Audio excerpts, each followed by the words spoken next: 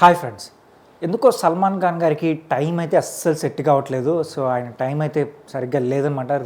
రీసెంట్గా రిలీజ్ అయిన సికిందర్ సినిమా కూడా పెద్దగా ఆడియన్స్ని అయితే మెప్పించలేదు. చాలా ఎక్స్పెక్టేషన్స్తో రిలీజ్ అయింది. ఎందుకంటే రీసెంట్గా సల్మాన్ ఖాన్ మూవీస్ పెద్దగా ఆడట్లేదు అనమాట. సో ఈ సినిమాతో మంచి కంబ్యాక్ అయితే ఇవ్వాలని చెప్పి ఆయన భావించారు. అలాగే ఫ్యాన్స్ కూడా ఈసారి గట్టిగా కంబ్యాక్ ఇవ్వబోతున్నారు. మంచి కలెక్షన్స్ అయితే ఈ మూవీకి రాబోతున్నాయని చాలామంది అయితే అనుకున్నారు. బట్ ఎందుకో సికిందర్ సినిమా కూడా కొంచెం డిసప్పాయింట్ చేసింది. మరి మురుగదాస్ గారు ఎందుకు మరి అలాంటి కథ తీసుకున్నారు, ఎందుకు హ్యాండిల్ చేయలేకపోయారనే దాని గురించి అయితే తెలియట్లేదు.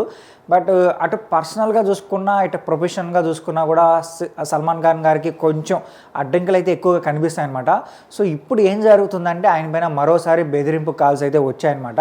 సో ఈసారికి ఏం చెప్తున్నారంటే మీ కారులో బాంబు పెట్టి మిమ్మల్ని లేపేస్తాం అన్నట్టుగా కొంతమంది లారెన్స్ బిష్నోయి గ్యాంగ్ సంబంధించిన కొంతమంది సభ్యులు అయితే ఇలా కొన్ని వార్నింగ్లు అయితే ఇచ్చారని, కొన్ని బెదిరింపు కాల్స్ వచ్చాయని చెప్పి న్యూస్ అయితే ఇప్పుడు సోషల్ మీడియాలో బాగా సర్క్యులేట్ అవుతుంది.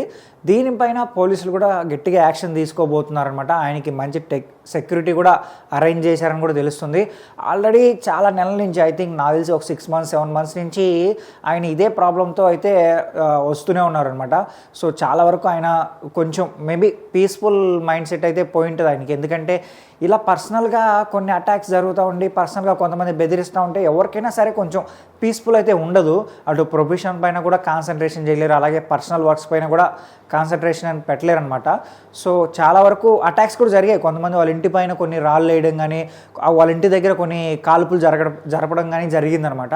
సో ఇవన్నీ మనసులో పెట్టుకొని ఇప్పుడు మరోసారి ఇలాంటి బెదిరింపులు రావడం వల్ల ఆయన కొంచెం డిస్టర్బ్ అవుతారనేమో నాకైతే అనిపిస్తుంది అనమాట. బట్ ఏంటంటే పోలీసులు అయితే మాత్రం మేమున్నాము, మేము గట్టి సెక్యూరిటీ అయితే మీకు ఇస్తాం, మీకు ఏం కాదు అన్నట్టుగా వాళ్ళైతే మాట్లాడుతున్నారు. మరి చూడాలా అసలు ఈ ప్రాబ్లం ఎప్పుడు సాల్వ్ అవుతుంది, సల్మాన్ ఖాన్ గారు ఎప్పుడు బయటపడతారు, ఆయన మూవీస్ మరోసారి ఎప్పుడు బాక్స్ ఆఫీస్ దగ్గర మంచి సందడి చేస్తాయనే దాని గురించి అయితే మనం వెయిట్ చేసి చూడాల్సి వస్తుంది. ఆల్రెడీ నాకు తెలిసి ఇప్పుడు కిక్ 2 సినిమా అయితే చేయబోతున్నారు. సో కిక్ 2 సినిమా పైనే ఆయన హోప్స్ అన్ని పెట్టుకున్నారనమాట. రీసెంట్గా వచ్చిన 2-3 ఫిలిమ్స్ అయితే మాత్రం బాగానే డిసప్పాయింట్ చేశాయి. ఎందుకంటే ఒక పక్క షారుఖ్ ఖాన్ గారు కావచ్చు, అలాగే ఇంకా కొంతమంది యాక్టర్స్ కావచ్చు మంచి కలెక్షన్స్ అయితే రాబడుతున్నారు. రీసెంట్గా చావా సినిమా కూడా ఇంచుమించు 700 కోట్ల వరకు కలెక్షన్స్ రాబట్టింది. యానిమల్ సినిమా 900 కోట్ల కలెక్షన్స్ రాబట్టింది. బట్ ఇంత ఫ్యాన్ బేస్ ఉండి ఇంత పెద్ద యాక్టర్ అయ్యండి మినిమం 500 కోట్ల వరకు కూడా రాకపోవడం అనేది కొంచెం బాధాకరమనే చెప్పచ్చు. అండ్ కలెక్షన్స్ పక్కన పెట్టేస్తే మాత్రం టాక్ అయితే మాత్రం చాలా ఘోరంగా వస్తుందన్నమాట.